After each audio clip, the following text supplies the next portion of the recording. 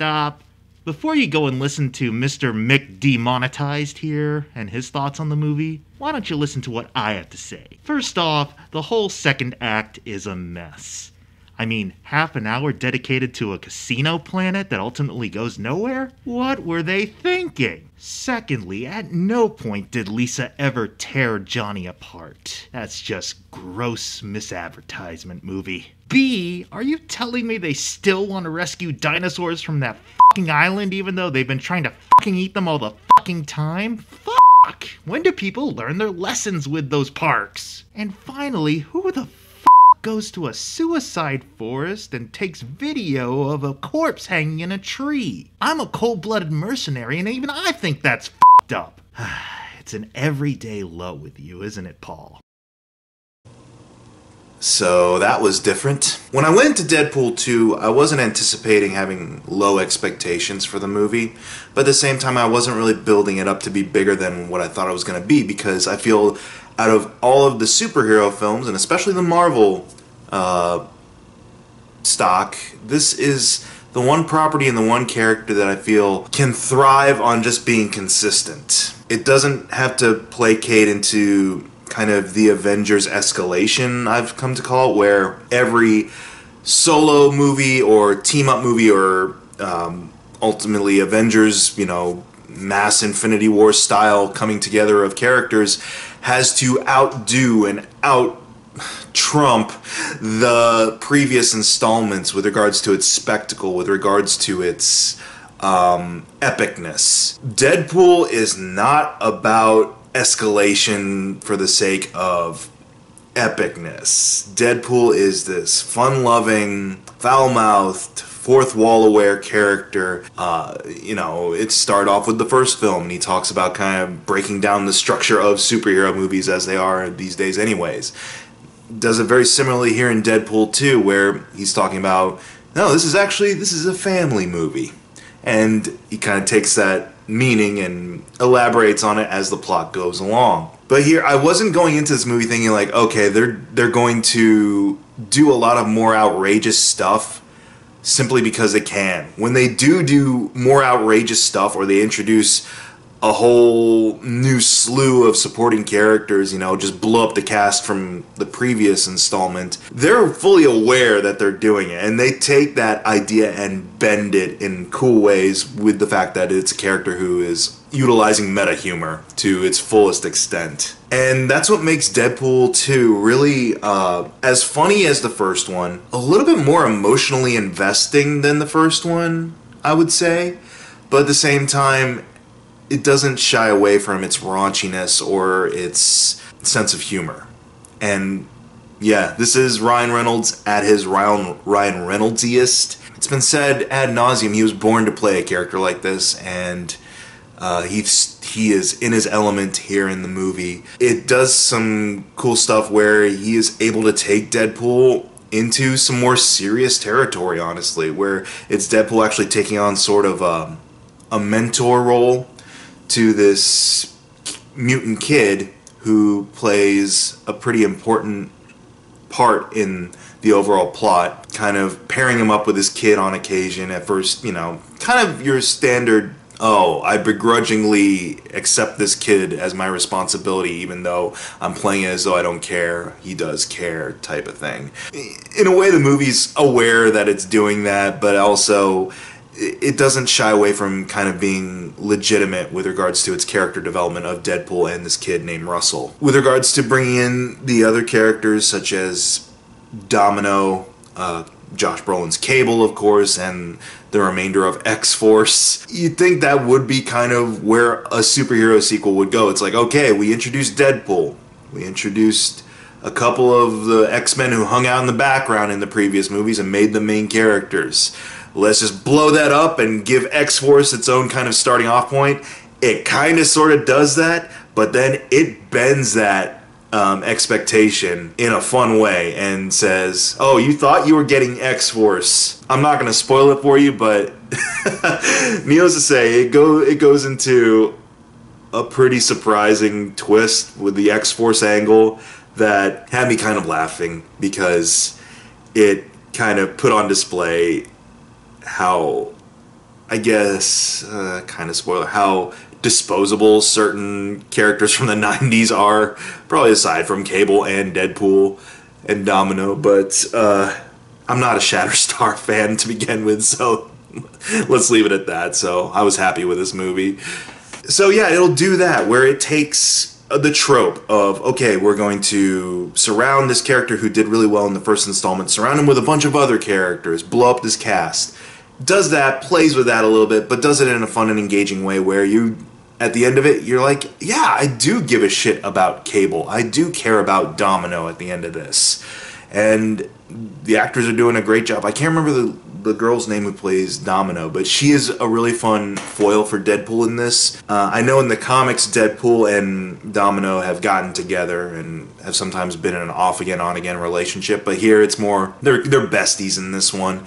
And that's pretty, it's pretty fun to see Deadpool kind of go toe-to-toe in the snark department with her. Josh Brolin as Cable is pretty fun too. At first, I was kind of like, is this just going to be Josh Brolin's whole thing? Is he's just going to be the grim, gruff, hard-ass playing against this wacky Merc guy?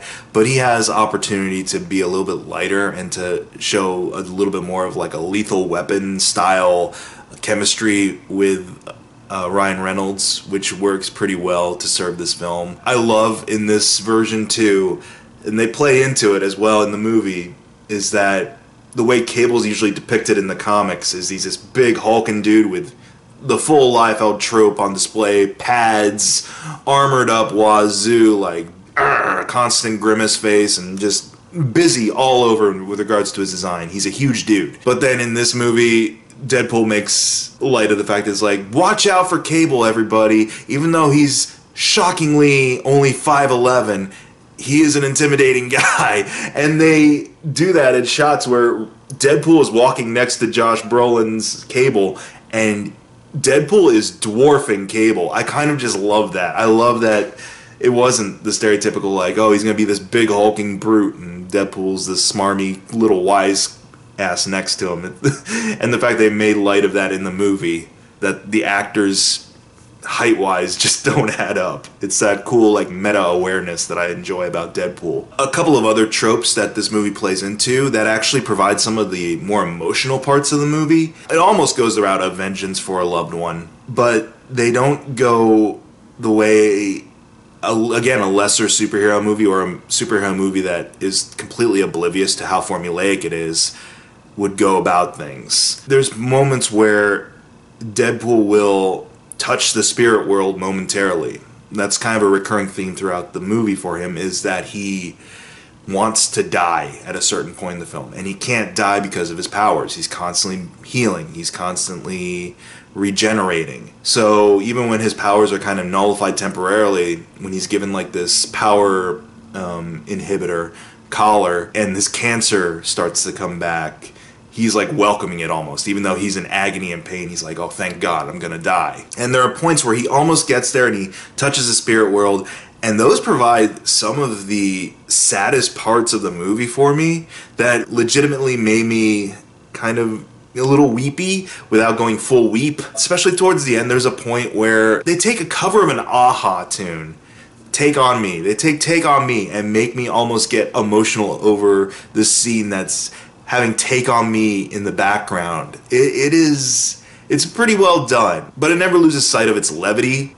I feel like they have balanced out very much the raunchiness of the comedy that's inherent in a lot of these movies with a little bit more heart. Obviously, when you go into a Deadpool movie, there's going to be a lot of meta gags and sight gags that'll just go right by you if you don't pay attention to them. Luckily, I seem to be on my game with regards to sight gags and Easter eggs throughout this movie. There's this mutant prison called the Icebox, and they reference that there's one inmate who's basically like a monster dwelling in the lower level, the most heavily secured level of the prison. And Ryan Reynolds turns to the camera at one point, he's like, that's a big ball of foreshadowing for all you out there. I had an inkling of like, okay, you're touting up this huge monster of a criminal in this prison. I think I have an idea of which X character this is going to be, and I wasn't disappointed by the reveal. I guess I was mildly disappointed because this is a character. I'm not going to spoil the actual character for you here, but this is a character who has appeared in previous X films. As with a lot of the X-Men movies, when they were first starting, there was a lot of creative liberty taken with the character. This character I didn't feel got proper justice done to who they are in their appearances in previous movies. It's a give and take, because as much as I didn't like the characterization, I did like the actor playing this person. So when it's revealed that it's this character, but it's not the same actor, I was mildly disappointed. I'm like, oh, that could have been a good opportunity, but it wasn't. But it didn't take me out of it. That might have been too much to give away already. You might already know who this character is based off of just those clues. There's some cool sight gags early on when Deadpool goes to the X-Mansion, and that recurring joke of Colossus and Negasonic Teenage Warhead being the only members of the X-Men who are around the mansion. That gets a payoff from the previous movie in this movie with a walk-on, or should I say a walk, or a glance through the door on from somebody. There's mid-credit scenes. The mid-credit scenes are actually really, really fun. If you pay attention to those mid-credit scenes, you're going to be like, okay, now I know what's going to happen in Infinity War Part 2. I already said in Infinity War, my review for that, what's going to happen in the Part 2 of that Avengers saga. They do that here in Deadpool, essentially. And a very appropriate song selection for that montage, I should say. There is literally a blink and you'll miss it cameo from Brad Pitt for about 2 seconds in this movie, and it is glorious, especially when you read into some of the behind the scenes stuff and know that Brad Pitt was originally kind of in the running to be Cable, but due to scheduling stuff he couldn't do it. So I'm glad they were able to work him into the movie. If you are a fan of the first movie, you're gonna love this movie. If the humor or the style of Deadpool didn't do much for you, I can't see this one really winning you over. But what I would say to kind of incentivize a little bit for people on the fence is that this one has a little bit more of a relatable emotional connection, I felt, than the previous one. Even though I felt that one, it deals with its emotional themes just as well as this. There's something a little bit more, let's say, different or varied here with regards to the idea of taking this lunatic killer and trying to make something of a role model out of him for this young kid who's at a crossroads. And, you know, they could have made fun of the fact that they were doing that, and they do a little bit, but it's played very sincerely, and that kind of really won me over. The fact that he and this kid have really good chemistry, too. I like the kid who plays Russell in this. He's a good actor, and he carries a lot of that darkness that's supposed to be in him. It's been seen in other movies. One of the first movies that came to mind when I was in the theater was Looper. Kind of dealt with a very similar type of, not just plot, but also that idea of having a positive influence on someone's life. Ryan Reynolds is able to convey that very well here in the climax. There's a really cool moment he shares with a kid that you can tell he's not just going for the jokes. He's not just going for the fact that he's playing wacky Deadpool. Like, this is sincere, heartbroken Deadpool coming out, and it works really well. Yeah, I recommend you go see the movie. Deadpool 2, chimichangas, and all that good stuff.